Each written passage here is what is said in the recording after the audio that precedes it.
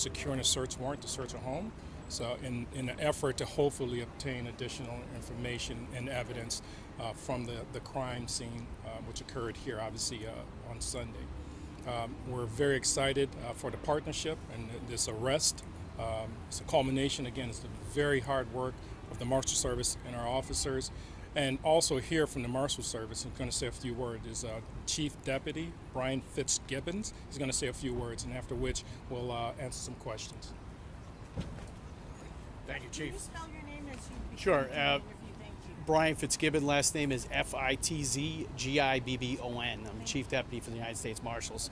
We're very delighted to report that all the hard work overnight and through the early hours of this morning, that the United States Marshal Service, with our incredible partners at Cleveland Police and the Cleveland Police detectives that worked on an incredible crime scene in order to identify a target. The suspect was identified, and we performed a standard fugitive investigation, and we tracked the target to a location in Lorain, just west of the city of Cleveland, at the 2900 block of Toledo Avenue in Lorain, and he was taken into custody, what we'd like to say, without any incident. But our officers made an arrest just after 3:45 this afternoon in partnership with the police department in the city of Cleveland, where they're also conducting a search warrant for further material involving the crime that took place. Thank you. So before we take questions, I want to just say again, we got this suspect in 61 hours. 61 hours, and it shows you what can happen when every level of law enforcement is working together, when you have business owners like Bobby George supporting us with the high donation to get good tips to our law enforcement agencies. This is what community collaboration looks like to solve violent crime in our city. And I know and I pray that the victims from this mass shooting can feel safe tonight, their families feel a little bit of justice, and I pray that the residents of our city feel a bit safer this evening knowing that we apprehended this suspect. We'll take some questions. Regarding the arrest, we were hearing some reports that he had been in one of the bars that night. Can you confirm that he was there? Is there video of that?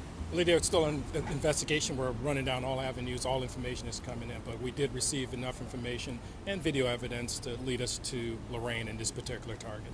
Chief, the arrest warrant does mention he was in Rumor Bar and Lounge and had observed victims. Do you believe that this is something that started inside the bar and spilled out into the street? It's still under investigation. We want to make sure we secure all information, including witness information, before we actually come out and really actually confirm all of that. So we're still developing more information. Can we talk more about the weapon that he used that night? Did you confiscate the weapon? Or are you still looking for it? We're still looking for it right now. We're executing a search warrant. We're looking for additional evidence. Was he arrested at a home or a business? We believe that in Fitz, it was a residential, it was a home in Lorain, Ohio.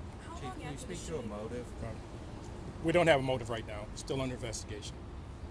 How long after the shooting were you able to identify the suspect as Jalen Jennings? The information started slowly coming in to our detectives, and again, just some hard work to confirm the information that was coming in.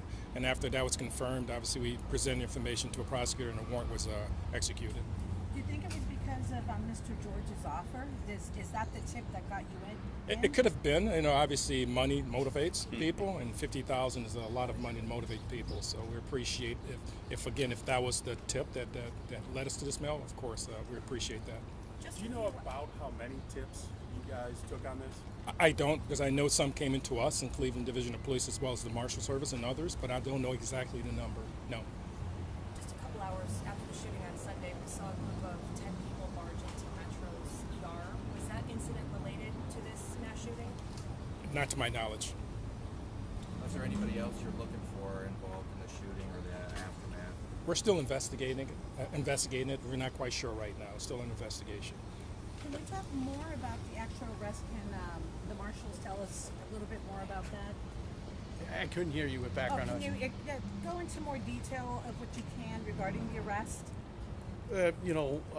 For what we can talk about right now, what the Marshal Service generally tend to do with a case like this is we look into a spider web. We look at all places where we have possible leads where this target could be, and we set surveillance up. We look for see if we have any traces of him, and we make positive contact that he was at this address, made contact at the address, and then he came to us, which is always safe, right? We always want to bring the person to us instead of putting ourselves in a place of disadvantage. And it went as peaceful as we could have hoped it could have went today. And did he admit to the crime? That's we're not going to release any information as far as the questioning went just yet. Cleveland Police is handling that. Chief, have the detectives had a chance to talk to victims, and what type of valuable information might they be able to provide, given that they all survived? Obviously, that's the best case for you guys. That's part of the investigation from our detectives. Of course, we want to talk to surviving victims, and we did in this particular case. And all the information's gathered together, and I believe also helped in identifying the suspect as well. Is there any update on the state of the victims? The victims, again, two were released the same night. The other still being treated. But they're, again, all non-life-threatening injuries, so they'll all be okay. Criminal complaint, it said that the suspect saw somebody in there and they targeted them. Was it all 9 that were targeted? Could you say if there was any?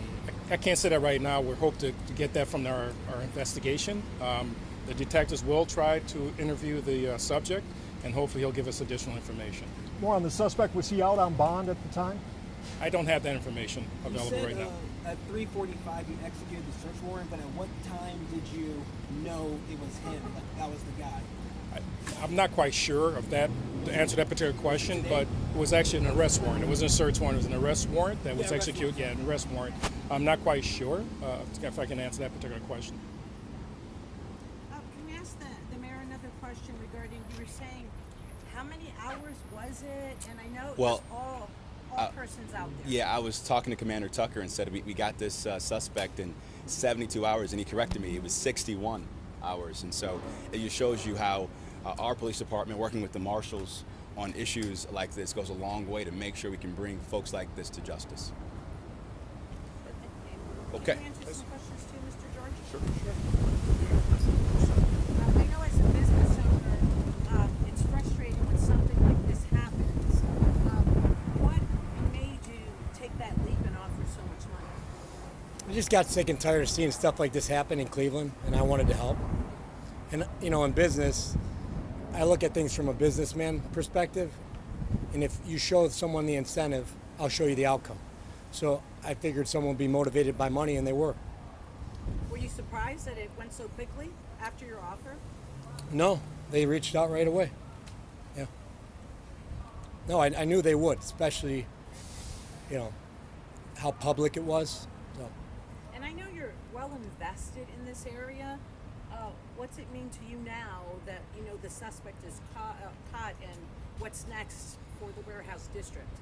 Well, it's encouraging because it was amazing to see how quickly, when the information was given to the chief and the mayor, how quickly they moved and how easily accessible they were. So it shows hope, and it makes you want to continue to invest in the city and in the area. All hands on deck. Thanks, everybody. We appreciate it. Thanks.